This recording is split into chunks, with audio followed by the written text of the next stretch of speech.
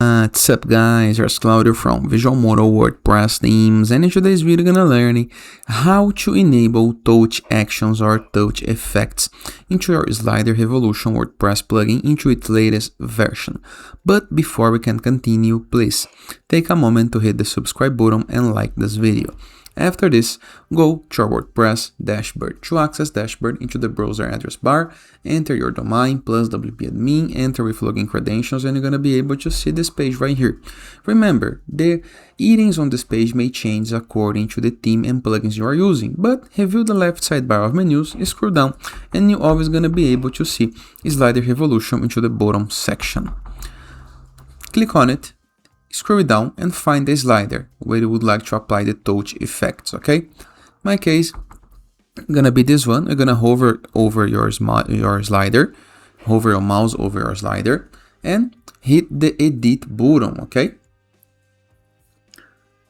Wait while the slider loads and review the upper left corner of your screen. We have Revolution Slider logo types, settings, slides, timeline, layers, and add. Go to settings, navigation, and right here you're gonna be able to find touch, and you can enable vertical or horizontal touch, swipe, block, vertical drop, or scroll.